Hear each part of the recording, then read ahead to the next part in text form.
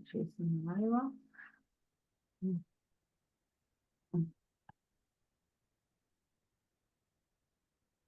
Na, tikriausiai mes jau eteryje ir vėl sveikinamės pirmiausia pas Indrę Globę Facebooko sienoje. Mes esame drauge ir šiandien vėl tęsime pokalbį apie moters realizaciją, apie tai, kaip mums moterims pakeisti baimę į laimę. Tai yra mūsų kurso, kuris prasidės nuo lapkričio mėnesio pavadinimas.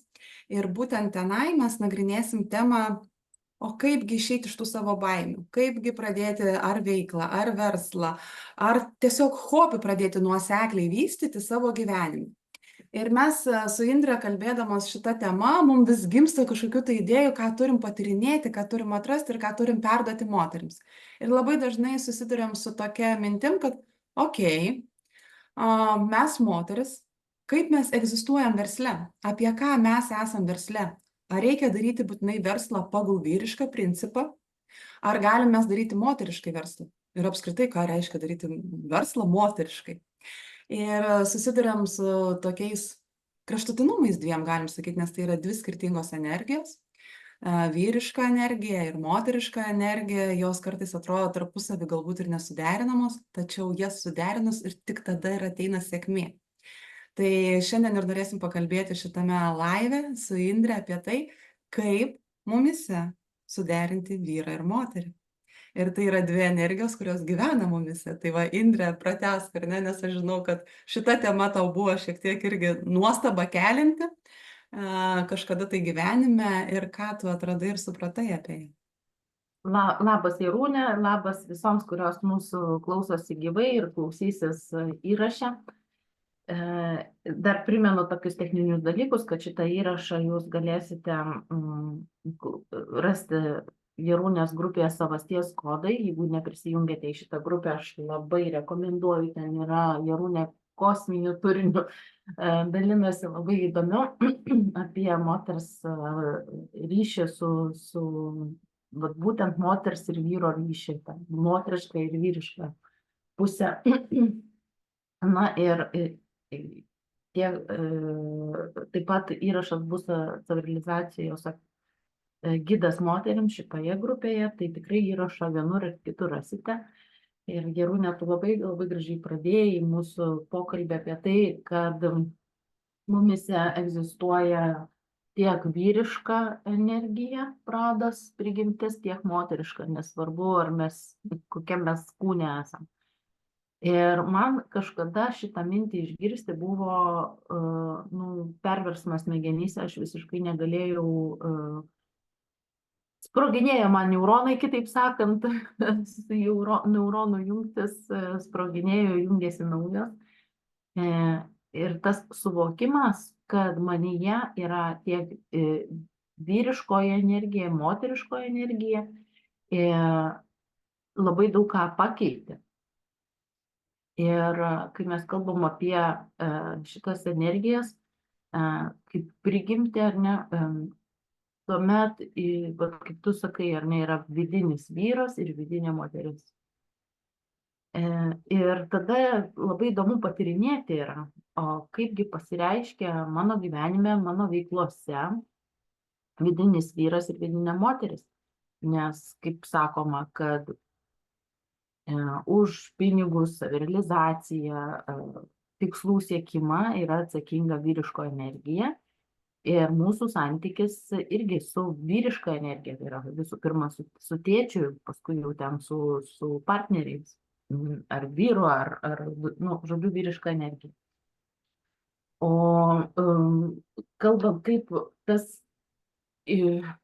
ką reiškia kurti verslą moteriškai, tai aš galvoju, nėra tokio dalyko. Įsivaizduoji, labai daug kalbam apie tai, pinigai moteriškai, verslas pagal moterį, moteriškai ir aš manau, kad tai yra marketinginis triukas. Gal aš ateity manysiu kitaip, nežinau. Bet kol kas man atrodo, kad verslas moteriškai yra neįmanomas. Lygiai taip pat, kaip neįmanomas verslas vyriškai. Tiksliau, įmanomas. bet jisai yra kaip iškraipimas, todėl kad mūsų prigimtis, jinai yra in ir yang, įsivaizduokite, ar ne, vat in ir yang, jinai yra visuma ir dermė šitų ir vyriškosios, ir moteriškos energijos dermė. Nes vidinis vyras ir vidinė moteris, jinai yra dermėje ir apsijungia, ar ne, tam balanse, ir tuomet mes vat iš šitos pozicijos einam ir veikiam, kūriam bendradarbiaudami kartu, tos energijos mumyse bendradarbiauja. O kai mes sakom, aš einu daryti verslą moteriškai, tai išeina daug pliurpalynės ir mažai rezultato. Nu, grubiai tariant. Arba daug chaoso, idėjų, kūrybos, tokia moteriška energija yra. Jinai yra chaosas, jinai yra gamta, jinai yra stichijos, jinai yra prigimtis, jinai, aš nežinau, kūryba, jinai viskas. Aš jaučiu, einu, darau, jinai impulsas, bet davesti iki galo savo idėjas, išlikti iki galo, eiti, rizikuoti, nes kas yra, ko skiriasi, skiriasi verslininkas nuo neverslininko. Žinai, kaip save patikrinti. Turi to verslininko, kaip čia pasakyti, failą ar neturi. Ir kuo skiriasi? Tai, žinok, skiriasi polinkių rizikuoti. Tiksliau, ne polinkių, o kiek tu gali pakelti rizikos, kiek tu gali ištverti. Kiek tu toli esi linkęs rizikuoti ir kaip rizikuoti. Nes rizikuoti eiti, žinai, užrištom akim ir rizikuosiu, šoksiu nuo skardžio, kas bus, tas bus, tai ne apie tokią riziką kalbam. Rizika irgi yra ten matuojama ir vis tik kitaip. Bet vat, kiek žmogus yra pajėgus tą riziką prisijimti, išbūti tame neapibrėžtam laikotarpį, tai jeigu vat tiek, tai ir sprendimai yra tik tokyčiai, tik tais siauri. Jeigu žmogus gali plačiai mąstyti, daugiau rizikuoti, tai jisai daugiau ir galimybių mato. Ir va čia apie tą riziką, kuri yra vyriškoji dalis. Tai va, tai aš nežinau, kažkaip gal išplaukiau kaip moteris iš krantų, čia kalbėdama, dalindamasi, bet taip ateina.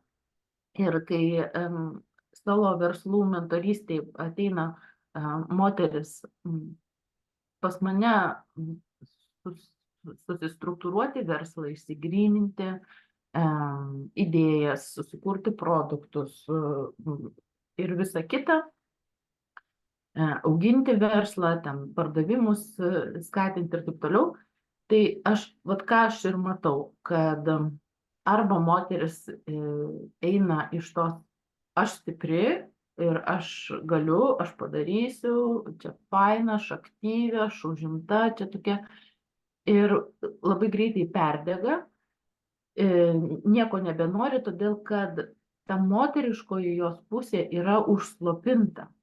Atrodo, reikia, aš turiu planą, tikslą, uždavinius, aš turiu varyti, aš turiu varneles dėti, sąrašą braukyti, kiekvieną dieną vis po vieną žingsnį link savo tikslo ir taip toliau, o ta moteriškoji dalis, jinai yra užgošta, jinai nepamaitinta, jinai neturi erdvės, neturi scenos, kur pasireikšti, kaip išlysti iš jos, ar ne. Ir va tas perdegimas tai yra stop ženklas, kad tu veiki iš tos, kad tavyje yra disbalansas.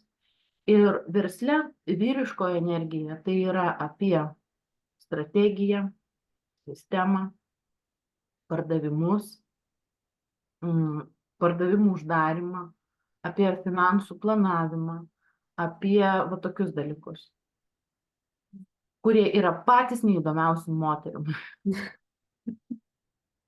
Kurie yra patys neįdomiausi moterim.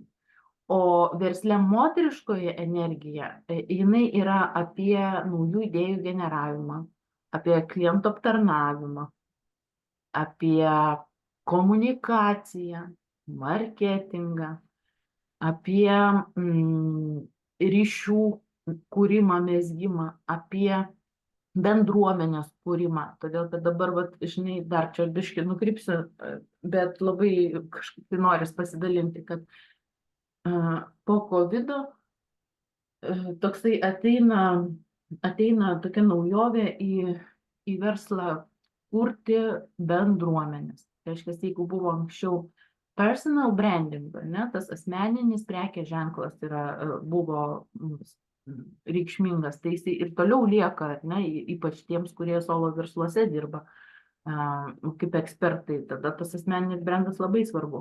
Bet dabar šalia to yra ir community brandingas. Ką tai reiškia? Tai reiškia, kad tie verslai, kurie aplink savo paslaugą, produktą, kūrė žmonių grupės, bendruomenės, kūrė tą bendruomeninį prekės ženklą. O tai yra absoliutiškai moteriškas reikalas. Burti, palaikyti ryšius, burti kaip šeimą, ar ne? Va.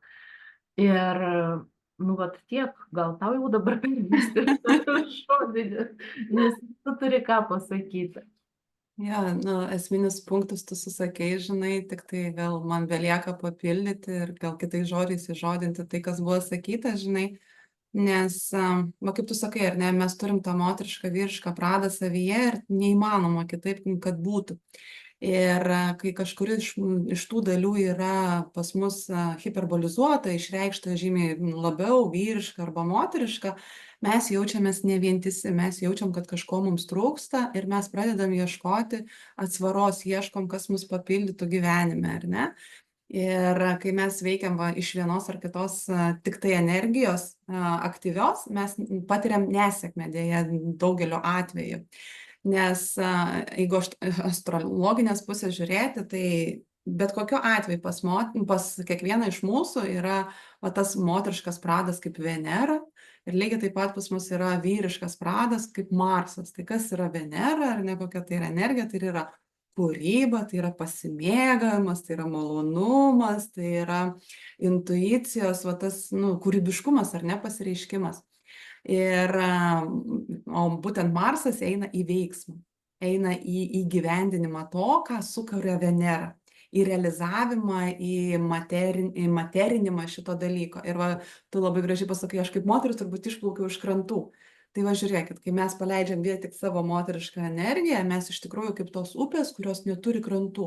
Mes tada taškomės, pas mus pilna idėjų, pas mus pilna kūrybos, spontaniškumo. Šiandien saulė man taip šviečia, aš kuriu, rytoj saulė po debesim, aš jau nebekuriu, aš nežinau, ką daryti. Ir va tie krantai mums yra reikalingi, o tie krantai ir yra vyriška energija. Struktūra, planas, tikslas, žingsniai numatyti kažkur, tai ėjimas į veiksmą, darimas vadinasi pardavimų visų, ką Indrė minėjo. Šitas dalykas mums reikalingas. Dėl to moteris be stipraus vyro, jinai kaip upė be krantų, ar ne, šėlsta, audra, viską taškom aplinkui. O kai yra stiprus vyras šalia, tai mes galim tada save suvaldyti, jisai laiko erdvę, kaip aš sakau, santykiuose, jeigu yra vyras, jam ką reikia daryti, kai moteris šėlsta, tai yra laikyti erdvę, laikyti krantus, kad jinai neišplauktų per daug, daugiau nieko nereikia daryti. Jo, kad nepaskandintų savęs ir kitų, ar ne? Tai lygiai taip pat ir versle. Ir ką daryti, kai tu esi solo verslininkas, ką daryti, kai tu esi solo moteris? Aš labai ilgai irgi stebėjau, sakykime, tą situaciją, kai aš pati dirbau pirkimų vadove ir buvau būtent vyriškoje energijoje ilgą laiką ir manyje tikrai generavosi būtent vyriškas pradas, kur reikia ir pamanipuliuoti, ir apsukti, ir sustrateguoti, ir numatyti, ir apskaičiuoti, ir į ateitį visus planus susidėlioti ir panašiai, ir pardavimus tuos pačius padaryti. Ir ką aš mačiau tenai, kokia tai yra situacija, tai yra konkurencija, tai yra kova. Jei ne mane, jeigu ne aš kažką, tai mane suvalgys, ar ne? Ir kaip tu sakai, va ta pati rizika nuolatinė, rizika siejasi ir su ta pačia įtampa, stresu patiriamu ir panašiai. Ir kai yra šito labai labai daug pas moterį, jinai anksčiau ir vėliau perdega. Ir mes tuos perdegimus matom dabar labai stipriai išryškėjusius mūsų visuomeniai.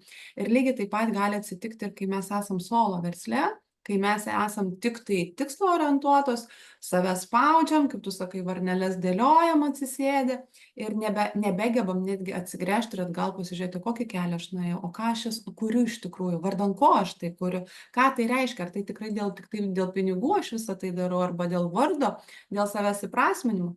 Atkreipkim dėmesį, kokios tampa moteris, tos, kurios pasiekia karjerą politikoje ar ne, versle, kaip jos atrodo, kaip jos save išreiškia, iš tikrųjų, kas dominuoja ir tikrai galim pastebėti, kad joje yra nemažai tos vyriškos energijos toj pačioj išvaizdoje, elgesyje, manierose, bendravime su kitais žmonėmis ir panašiai. Ir tai yra perspausta.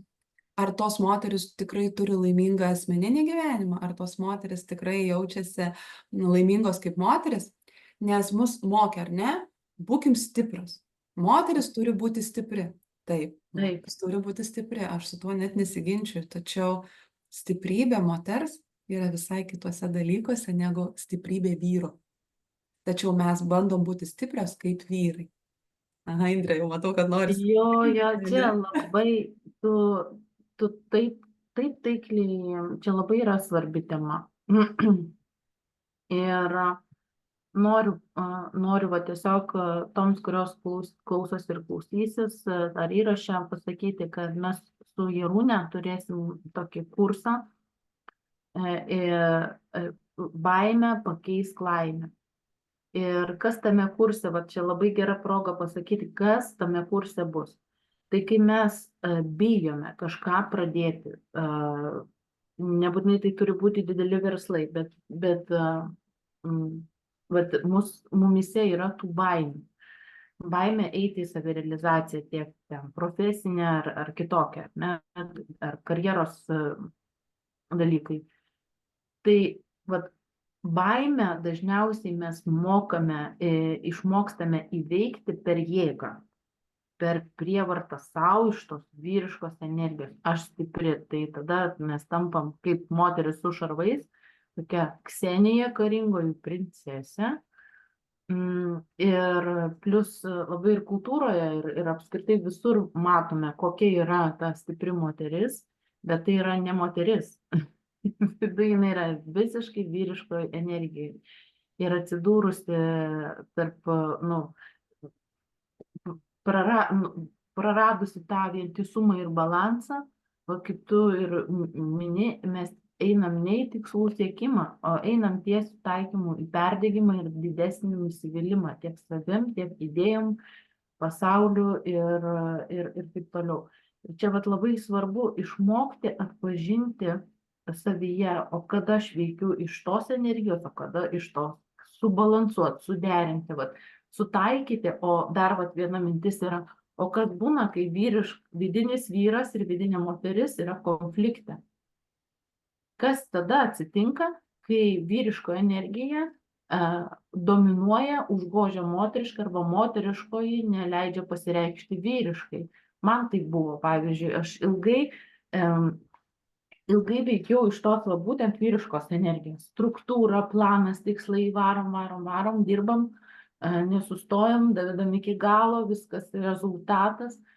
Kai aš supratau, kad ne, kažkaip norisi pasimėgauti ir tuo procesu ir reikia išmokti išbūti tam neapibrėžtume, o tas nekantrumas, noras greito rezultato, ar ne, tai aš tada supratau, iš kur ateina atidėliojimai, prokrastinacijos įvairios, iš kur norisi vietoj kokio nors laivo eiti, nežinau, šiaip paravėti, gėlytės paskinti, parankioti kažkokių gražių idėjų interjerui ar panašiai, Pintereste pasėdėti, ant lovytės pagulėti, su draugiam kavutės išgerti.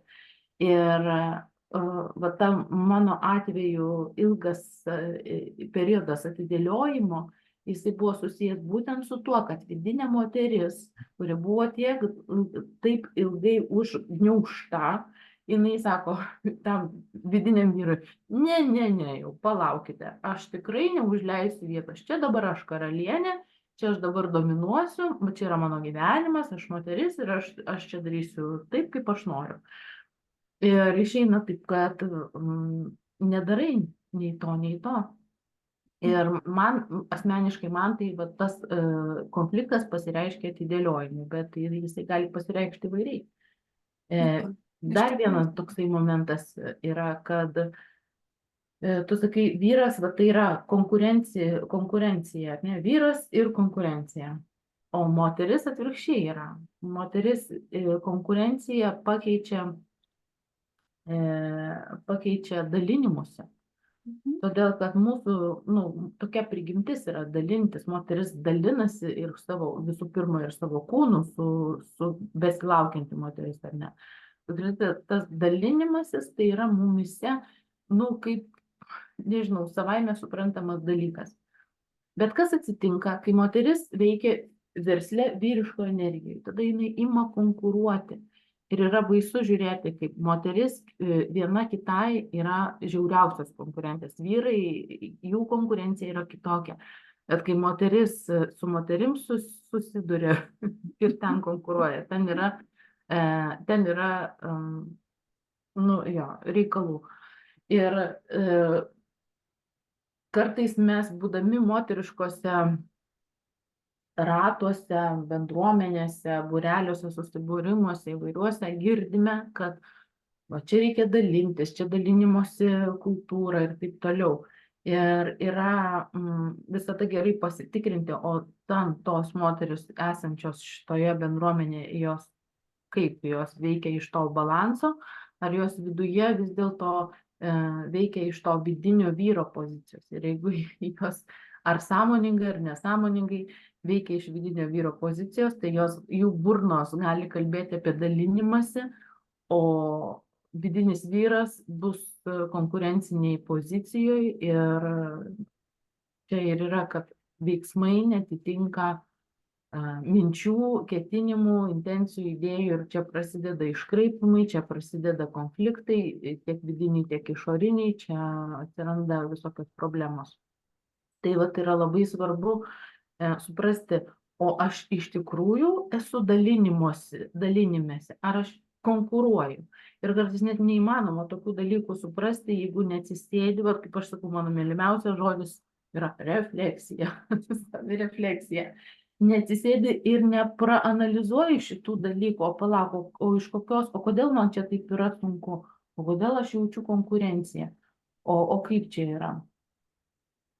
Ir apie tą konkurenciją ir dalinimąsi norėjosi pridėti. Jo, dalinimasis ir, žinai, bendradarbiavimas, nes moteris, nu, paimkim tą, aš visada remiuosi į pirmykštį žmogų, kuriame ir formavosi ir išryškėjo stipriausiai moteriškas ir vyriškas pradas.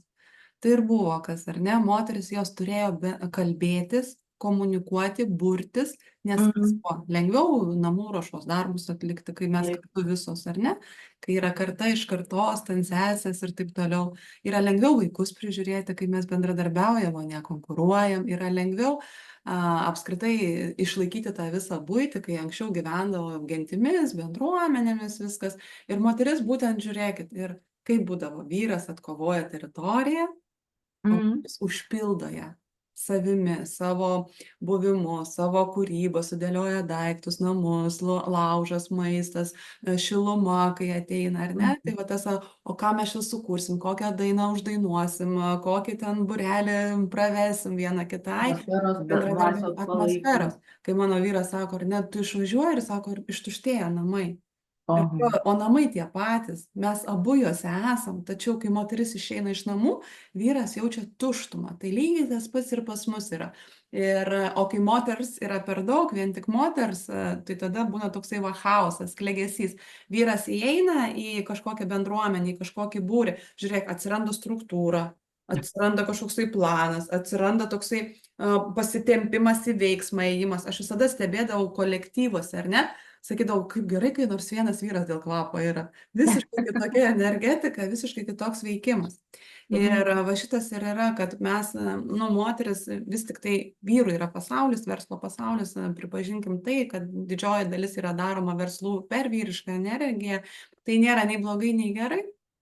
Tačiau mes moteris išmokęs to vyriškumo ir va patiriam tą nusivylimą, ir kaip tu sakai, kai aš irgi išėjau iš darbo, pati būdama pakankamai vyriškų, daug savybių turėdama, kas atsitiko? Aš atsisėdau ir aš nebenorėjau nieko daryti, nes aš buvau pervargus, nes tai buvo vėl perspausta, kaip minėjau, ar ne, energija, išeikvota per daug ir moteris iškišo galvą ir sako, o dabar aš būsiu namuose šeimininkė ir tada viskas. Ir tu sėdi ir realiai atrodo, palauk, aš šitiek įmonių dirbau, šitiek turėjau planų, restruktūrizacijų įmonėse įgyvendinau ir aš dabar pati nesugebu savo kažkokio tai verslo susistruktūrizuoti ir įvesti jį į priekį. Aišku, kad nesugebu, nes dėl to, kad aš tiesiog noriu kurti, aš tiesiog noriu mėgautis, aš noriu būti iš savo jausmo, aš noriu, kaip man sakau, saulė šviečia, taip ir elgtis, ar ne? Ir mes tada sugriaunam tą savo gyvenimą, nes disbalansas, aš nuėjau į kitą priešingą pusę, o kas iš to? Ogi nieko nebelieka iš to, ar ne? Ir labai įdomiai galim stebėti, ar ne, jūs atkreipkite kiekvieną dėmesį į tai, ko jums trūksta, va, kai mes vardinam. Ar jums trūksta kūrybos, mėgavimos, atsipalaidavimo, džiaugsmo, spontaniškumo, intuicijos tame pačiame versle, ar ne, kad aš vadovaujuosi iš savo vidinio va to pojūčio, iš savo jausmų, iš tikrųjų, bet gerąja prasme, ne blogąja. Ar jums kaip tik trūksta ar ne tos struktūros, plano, nuoseklumo įgyvendinant, nebijojimo rizikos prisimti ir jūs suprasit, kuri dominuojanti pusė yra ir kuri silpnesnė šiuo atveju jūsų pusė. Ir to balanso būtinai reikia ieškoti ir eiti tą viduriuką, nes, kai be tamsos nėra šviesos, ar ne, tai be moteriškos energijos nebus to verslo, kuris jūs įkvėps, kuris motyvuos, kuris bus fainas, nuo kurio jūs kaifuosit, kur populiaru sakyti, širdis dainuoja, akis spindi, bet lygiai taip pat akis labai greitai užges, jeigu nebus vyriškos energijos, kuri duos rezultatą, kurio mes kiekviena norim savo versle. Rezultatą mums reikia įjungti stiprybę, bet per moterišką pusę. Man vis norisi pakartoti tą dalyką, ar ne? Stiprybė, moteriška stiprybė. Gal truputėlį irgi padiskutuokim apie tai, kas yra moteriška stiprybė, nes jau kaip moteris stipri pagal, ta prasme, vyriškai, tai mes jau pakalbėjom. O ką reiškia stipri moteris per moterišką pusę, čia gali būti visiškai neaišku. Tai va čia tu labai gražiai buvai užsiminus. Ar moteris eis per konkurenciją ir tada jau ta konkurencija bus baisesnė negu pas vyrus? Ar jinai eis per bendradarbiavimą? Bet jinai eis į rezultatą. Jinai sieks tikslo. Kokiu būdu jinai tai sieks? Per tokią kovą? Ar per atsidavimą, suvokimą, kas čia vyksta, apjungimą procesų į vieną, į visumą, ar ne? Per ką jinai eis? Ar jinai pasirinks tą vieną tikslą ir matys jį ir negebės dairytis į šonus ir netgi būti atvirai naujoms galimybėms? Kaip jinai elgsis? Tai va čia tas ir yra. Ir beje, šitą temą, žinai, net nebūtina, aš manau, atsakyti iki galo. Kiekviena moteris iš mūsų, mums verta pagalvoti, ką man reiškia stipri moteris. Nežiūrėk, vien jau nuo žodžio stipri, kai kuriom vimdo. Aš nebenoriu būti stipri. Nebekniso būti stipriai. Kiek galima, aš visada turiu būti stipri, aš turiu 4 kampus laikyti, aš turiu viską sugalvoti, aš turiu viską suplanuoti, aš turiu dar savo vyrui paaiškinti, ką daryti savaitgalį, ar ne? Ta prasme, moterim jau va čia stovi tas žodis stipri, kai kurioms. O kai kurios kaip tik stipri, ne apie tai aš noriu būti, aš nenoriu būti stipri, aš noriu tėkmėje gyventi ir taip toliau. Bet vis tik tai be stiprybės mes negalim judėti. Mes dėl to ir ieškom, žiūrėk, poruojamės į poras, nes mums reikia vientisumo, mums reikia abiejų energijų. Ir jeigu moteris labai moteriška, koks vyras šalia jos bus? Tikrai ne tas, kuris guli ant sofos ir sako, mieloji, ten atnešk alaus dar vieną butelį, ar ne? Silpas kaip baisu. Šalia silpnos moteriškos, o tos moters, kur, aš nežinau, šiandien mano tokia nuotaika, o aš kaip norėčiau Bahamus, ar ne? Šalia jos dažniausiai būna visai kitoks vyras, kuris imasi, sako, tai gerai, žiūrim, kas čia yra, kiek tau čia... Kaip čia tave į tos Bahamus. Jo, kaip į tos Bahamus nuvežti, ar ne? Bet aišku, čia būna kartais perdėta, nes būna labai labai stiprus vyras ir labai silpna moteris. Bet žiūrėk, jeigu moteris labai stipri iš savęs, ar ne, jinai žino, kaip turi būti, jinai pavadovaus visiems. Kas atsitinka, kai labai daug vyriškos energijos pas moterį, atsvara turi būti labai daug moteriškos energijos. Ir jeigu jinai viduje nesuharmonizavus savęs, šalia koks vyras atsiranda, kad suharmonizuotų ją. Tas ir sakys, tu nori būti aktyvi, tai gerai, aš pagulėsiu ant tos sofos. Kur ten tas mano alus? Ai, vaikai, nusibrosino kojytę, duokit papūsiu, aš jum tą kojytę, viskas gerai. Ir mes tada Labai sėdim, stipri, kažkur atsvara turi būti. jo, visur tas vientisumas, visur turi būti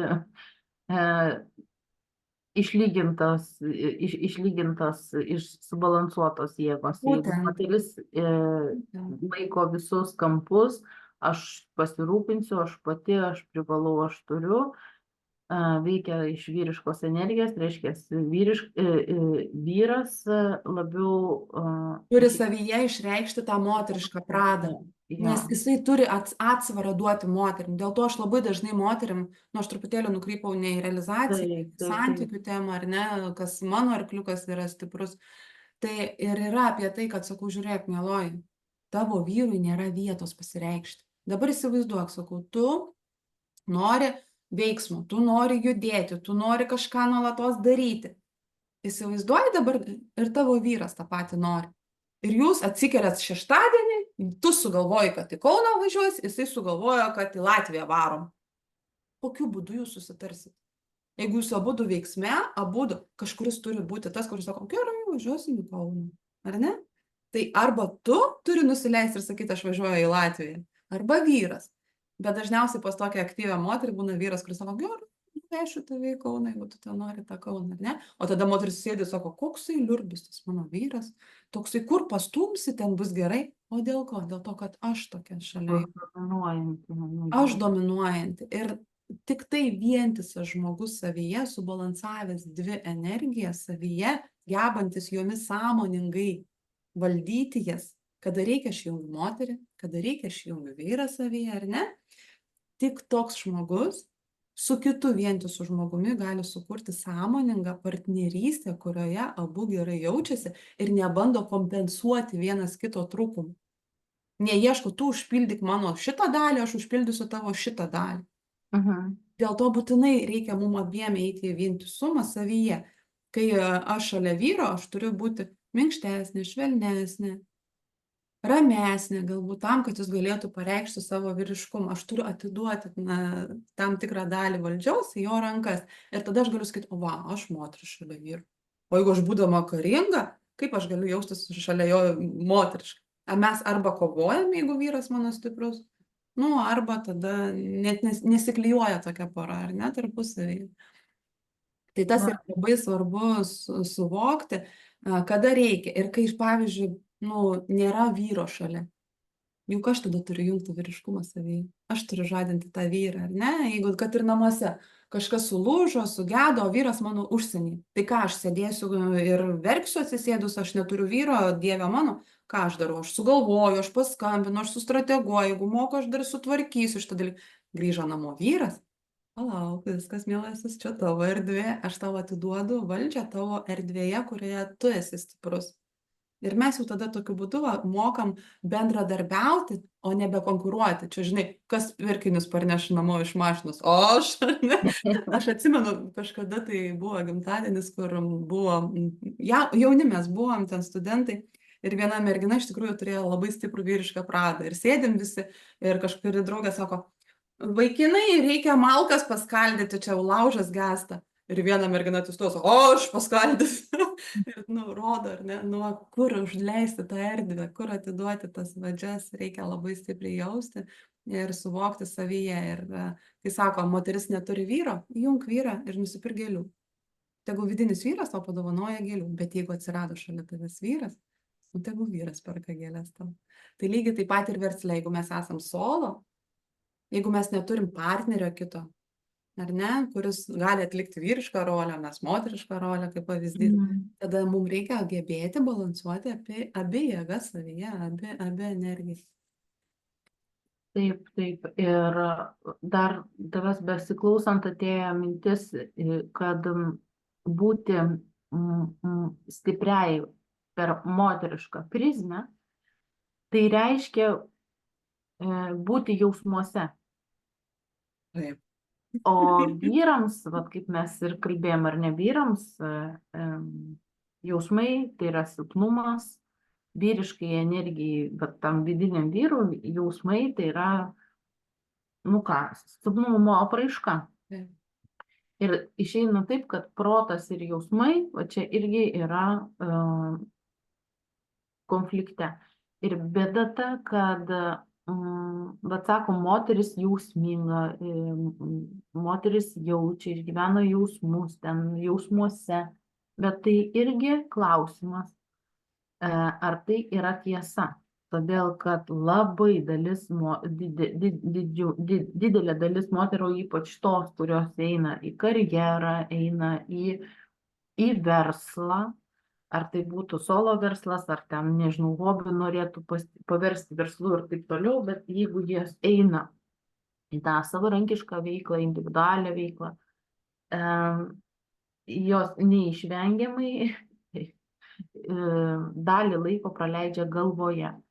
Ir labai mano praktikoje labai praktiškai 99,9% moterų gyvena galvose, o tai reiškia, kad jos yra užslopinusios jausmus ir nebejaučia, tiksliau, jausmų mygtuką kažkokį paėmė, išjungė, nes kažkurioje vietoje buvo per daug, per skaudu, per daug kančios, per daug ten visko ir dėja, neturi atskiri mygtukai, atskiri jausmai neturi atskirų mygtukų, aš išjungsiu ten kančią, nusivylimą, apleistumo jausmą, dar ten kažkokius, žinai, jausmus, o pasiliksiu tik tuos, meilė, ten džiaugsmo pilnatvė, taip nėra.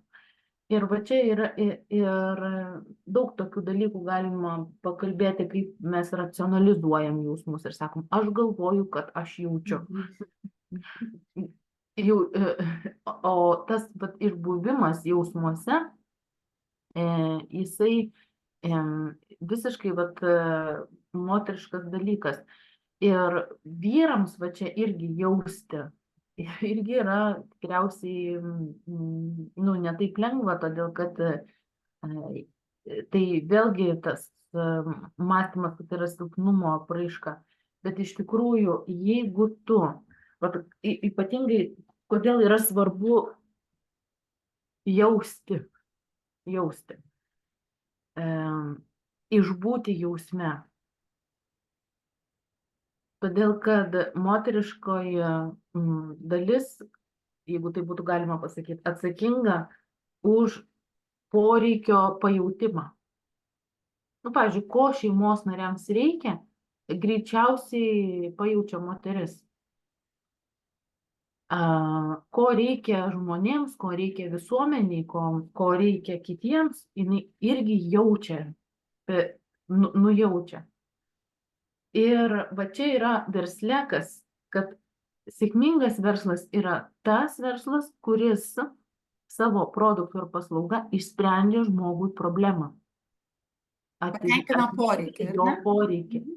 Ir kuo rimtesnę problemą sprendžia, tuo reikalingesnis tas produktas yra. Dabar įsivaizduok, nebūtų, pavyzdžiui, kokio nors, nežinau, ten, kad ir Uberio ar ten Bolto, ne? Bet tai yra labai, išsprendžia labai gerai problemą. Arba tos programos kursai, kurie mes galime eiti iš proto kurti, sugalvoti, ten labai gera tema, aš čia tokį padarysiu kursą, žinot, va čia ir žiūri, tau kurso niekam nereikia, jo niekas neperka, niekam neįdomu, susidomėjimas nulinis. Tu gali leisti reklamas, tu gali daryti, ką nori, bet produktas turi gimti iš pajautimo. O jeigu aš kaip moteris esu užblokavusi savo jausmus, aš negaliu prajausti iki galo ir kitų poreikių, aš galiu tik tais numatyti, sugalvoti kažkaip per protą, ar ne? Tai irgi nėra blogai, bet kai pajauti skirtumą, ką reiškia, kai tu prajauti, ko reikia žmogui, ateina per širdį impulsas, kaip įkvėpimas, kaip gera mintis stipri. Ir jeigu tu nebijai, pačia vėl turi vyriškoji dalis palaikyti moterišką pusę, padrąsinti, eik, rizikuok, daryk, ne, dėk žingsnį. Tai yra vyriška ir moteriška energija bendradarbiavime, tada viskas gaunasi. Ir tada tas impulsas, kurį pajūti, supratau, šito reikia, atėjo mintis, darau kažkokią paslaugą, produktą, supakuoju ir paleidžiu jį. O toliau jau įsijungia vyriška energija. Rašyti, komunikuoti moteris daro, bet viską iki galo, sprendimus po sprendimo, sprendimą po sprendimo, o ką aš dar galiu padaryti, galiu padaryti. Pardavimai neina. Moteris nusiminė, nes jinai jaučiasi viską jau padarius. Aš ir tą padariau, ir sugalvojau, ir sukūriau, ir parašiau 50 postų ten, ir 30 istorijų kėliau, ir rilsus padariau viską, aš jau tiek kūrybiškai aš įdėjau savęs, ar ne, ir viskas, ir niekam to nereikia. Reikia, tik tai vat vyriška energija, jinai turi eiti į priekį ir galvoti, o kokių dar galimybių yra, o ko aš dar nepadariau, o ką dar galima padaryti. Paleidai reklamą, bet gal dar gali, ten, pavyzdžiui, elektroninius laiškus siųsti, ar ne, įtraukti ir email marketingo strategijas. Žodžiu, va taip pat vyksta, realiai va taip pat ir vyksta tas moteriškos ir vyriškos energijos bendradarbiavimas mumyse. Ir akcentuoti norėtųsi vat būtent tai, kad mes labai dažnai ignoruojam tos širdies impulsus kaip nesvarbius. Iš vienos pusės mes norim įkvėpimo, o kai jisai ateina, mes stagnuojam. Racionalizuojam viską. Jo racionalizuojam. Ir va tas išbuvimas, jautimas, išbuvimas jausmuose, jis yra ypatingai svarbus tuomet, kai mes irgi, žiūrėk, juk veikiam iš to, kad man tai patinka, man tai malonu. Labai daug žmonių ieško svajonių darbo, mylimos veiklos. O kas tai yra? Kai net jie ateina pas mane, net ir tie, kurie sako, mano darbas patinka, man yra viskas gerai, bet kažkodėl tai nebejaučiu nei prasmės, nei malonumo, bet va taip atsitiko, kažkas man atsitiko. Pamiršai įjungti jausmus ir mėgautis tuom, kas tau patinka. Išsikvėpė, ar ne, kaip sako, dingo kibirkštis, dingo ugnelė, dingo kaifas tą darant, nes per daug nuėjo į vyriškumą ir dėl to tie patys vyrai lygiai taip pat kenčia nuo šitų dalykų ir, žinai, mes vis kalbam apie moterims subalansavimą savo energijų, bet lygiai taip pat vyrai turi subalansuoti savyje moterišką ir vyrišką energiją ir dėja mūsų visuomenėje, vyruose moteriškumas yra arba labai išpūstas ir iš tikrųjų ten yra jau nebe vyras, o išpūstas moteriškumas jame ir per daug jausmingas, per daug minkštas, neryžtingas, neprisiimantis atsakomybės, toksai, kai kurie vadina plevėsa, kiti ten minkštaširdžiai tokius vyrus, ar ne? Va tas irgi yra neteisinga. Tenai irgi vyras prasideda, kad vadovaujasi vien tik tai jausmais, tada aš kažko bijau, aš noriu komforto, man čia nepatinka, aš geriau atsipalaiduosiu su draugeliais, ar ten prie futbolo, ar ten dar kažkur, tai priklausomybės tokie žmonės labai greitai nueina. Tai irgi nėra gerai, mes lygiai taip pat, kaip mes kalbėjom apie tai, kad pamastykim, o ką reiškia stipri moteris man, kokia aš noriu būti ir moteriška, ir stipri, kaip suderinti, o ne skirstyti arba.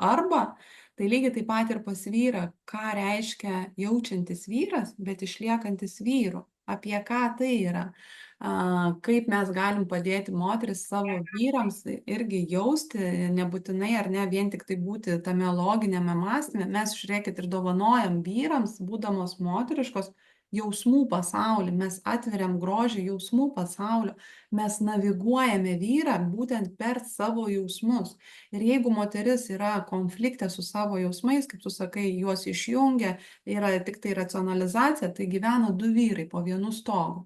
Arba tada tas kitas vyras, kuris yra su kelnėmis, ar ne, jisai įjungia moterį, ir tada tik jaučia, jau nebegalvoja. Tai va šitas dalykas irgi apie tai, kad moteris, kai žino savo poreikius, kai suvokia savo jausmus, jinai labai aiškiai gali iškomunikuoti būtent šitą kalbą poreikių ir jausmų vyrui, ko reikia. Ir čia yra vienas klausimas iš Linos, kiek laiko laukti to vyriškumo, kada Vat, aš laukiau, kada įsiterpsim jo. Tai aš irgi va čia tą pamačiau ir va čia irgi klausimas, kiek laiko laukti to vyriškumo ar savyje, ar kitame žmoguje. Tai dažniausiai moteris klausia šito klausimo poroje, kiek laukti to vyriškumo iš vyro. Tai žiūrėkime. Kaip galim laukti iš vyro vyriškumo, jeigu, paimkim aš savo pavyzdį, paimsiu, ar ne? Kai aš, būdama pakankamai vyriško energijų, pati į partnerystę pritraukiu vyrą su itin gerai išreikštomis moteriškomis energijomis ir vieną dieną prabust ir sakyt, palauk, tu vyras ar ne vyras? Su kuo aš čia gyvenu? Yra truputėlį naivu.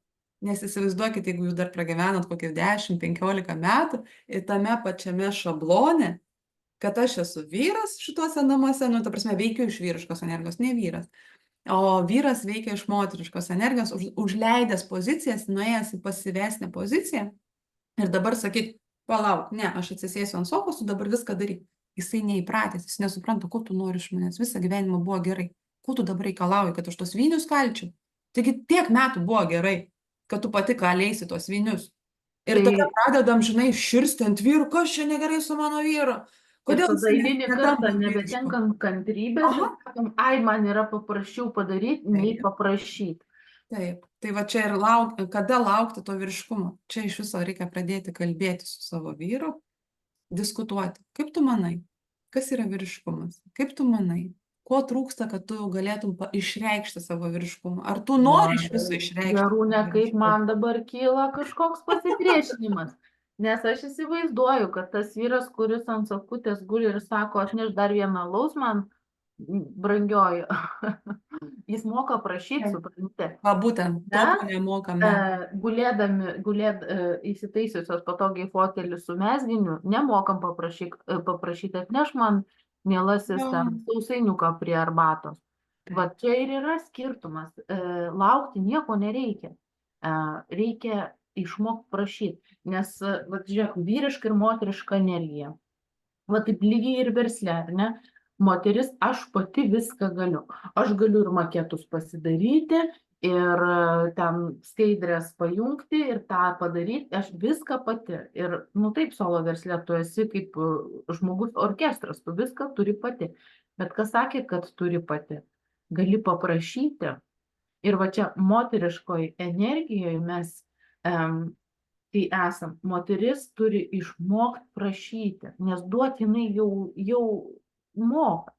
O vyrams atvirkščiai, jiems prašyti nereikia mokėti, jie ir taip moka. Jiems reikia išmokti atiduoti. Taip, duoti, rūpintis, elementariai, ne kad parnešti finansus, mamutą, kaip sakoma, partempti. Taip. Ir man vienas iš tokių, jeigu rekomendacijų ir tipsų, man pačiai, kuris suveikė, tai yra, kad per prašymą pradėti mokintis, jei nemoki, pradėti mokintis prašyti mažų dalykų, paprastų dalykų. Bet paprašius tai dar ne faktas, kad gausi, ne? Taip, aš norėjau ir sakyti, žinai, nesitikėti staigaus pokyčio, kad aš dabar jau supratau, tai dabar jau viskas, mano vyras turi mesti viską ir tapti vyrišku, žinai, atsikratyti visų įpročių turėtų, nusistovėjusios tvarkos. Jeigu mes 10 metų ar 15 ar daugiau kūrėm tokio tipo modelį santykiuose, tai žinokit, tiek pat reikės laiko perkurti jį nuosekliai, kantriai, moteriškai, ar prašant, ar skatinant, ar diskutuojant, ar persiskirstant tuos pačius darbus namuose, priklausomai nuo to, kaip jūsų vyras ar ne, irgi netgi reaguoja į tą pačią situaciją. Nereiškia, kad aš užsinorėjau kažką keisti, mano antroji pusė irgi bus linkusi kažką tai keisti. Taip, žiūrėk, aš prisiminiau istoriją. Kadangi dabar aš išbandau savo gyvenime work holiday, darbostogas, ar kaip čia lietuviškai pasakyti, savaitgalį, ir esu Škotijoje, tai savaitgalį, žodžiu, irgi buvo labai drąsus žingsnis, žinai, išsinuomoti mašiną, žinai, susodinti ten vaikus, mamą, važiuoti ten kažin kur, žinai, į kalnus, taip toliau, ten tais siaurais keliukais. Dar kita kelio pusė, ten, nu, žodžiu, buvo visko, bet ir atsitiko taip, kad užsidegė indikatorius, patikrink, žodžiu, užsidegė indikatorius. Žinau, ką tas indikatorius veikia čia, štai ta prasme. Vėl suradau, ką tai reiškia, nu, patikrinti ten padangas. O Dieve, galvoju, o viešpatie, kur aš dabar tas padangas tikrinsiu, kaip aš ten pūsiu. Aš neįsivaizduoju, žodžiu, o ten 4 merginos mašinai. Aš atvažiuoju į degalinę ir savo laužytą anglų kalbą ten paprašau, kad būkit geras ten, o kaip tik degaliniai toksai, nu, stambus vyriškis, toksai škotas. Stovi ir aš ten, va ten, va, aš taip dabar va suvokiu, kad ten va ir buvo tas moteriškos energijos pasireiškimas. Ne iš baimės, o iš tokio, nu, žinot, žinai, kaip va, taip, ateis, nu, jeigu nebus pagalbos, nu tai ką, aš nusimsiu akinius, žinai, pasiskaitysiu ten instrukciją ir kažkaip pati padarysiu. Bet aš nenoriu to daryti. Aš ateinu į degalinę ir sakau, nu, va taip ir taip paaiškinu situaciją. Paprašau. Ir tas vyriškis ateina, man viską mielai padaro. O aš tokia laiminga, neįsivaizduoju, kokia aš laiminga. Tai vat vėl išbuvimas jausmuose ir išraiška jausmo, kad aš paprašiau, vyras daro ir aš laiminga. Ir žinok, koks jis patenkintas buvo. Jisai su tokiu entuziazmu man ne tik tas padangas pripūtė, bet patikrino ten dar ten kažkokius ten dalykus. Nu vienu žodžiu, ten aptarnavo, nu žodžiu. Ir aš tokia tikrai galvoju, vau, va taip pat ir veikia moteriška energija, kai tu parodai, kokia tu laiminga, nu ne tai specialiai parodai, bet kai tu jauti, kai tu nebijai būti jausme, neužgoži jausmo, o jį išbūni jame ir dar, nes jausmas turi išraišką, žiūrėk, pyktis. Jisai labai toks išraiškingas, ar ne? O kaip mes išreiškim laimę, pasitenkinimą, nu, atrodo, vat ir slepiam tuos jausmus savyje. Ir jų pragyvenam tik tais ten minimaliai. Bet kai tu leidi tam jausmui būti ir išsireikšti tam jausmui, ir vyras supranta, kad, o, žiūrėk, šalia mane, aš kažkoks labai svarbus, reikšmingas, jeigu šalia manęs moteris tokia laiminga. Ir jis tampa laimingas, ir jam tampa, Va, Indre, čia ir yra, žinai, tas dalykas, kad vyrai, jie savo pasaulį jausmų yra, nu, uždarę, ne, labiau negu moteris. Ir jiems reikia šitų jausmų, ir jie patiria šitą jausmą per moterį. Ir tik to vyro, kiekvieno vyro galit paklausti, tikrasis noras, prigimtinis poreikis, va toksai, yra padaryti moterį šalia savęs esančią laimingą. Nes taip jisai pats laimingas. Taip, tada jisai užsipildo tuo jausmu, kurį jisai gal sunkiau sugeneruoja pats, jam nereikia bėgti, ieškoti pakaitalų, azartiniuose lošimuose, priklausomybėse. Alkoholiai tada, kada jo moteris šalia jo yra laiminga. O jeigu moteris atnešė tą sausainiuką, kur tu sakai, ar ne, kol tu mezgi prie kavos ir net nesugeba pasakyti, ačiū, ten pasižiūri, gerai, o kodėl ne tu?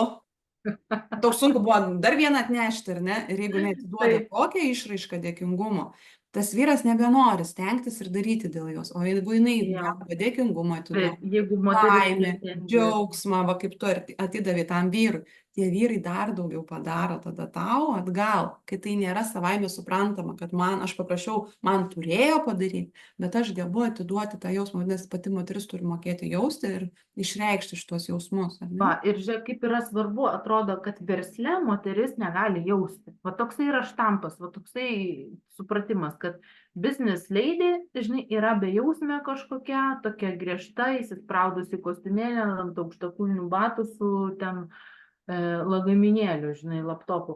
Čia dar gražu, palauk, čia dar moteriškumas, aukštakulniai, dar moteriškumas, dabar atkreip dėmesį mūsų politikės, kurios moteris, tačiau nelabai simbolizuoja tai.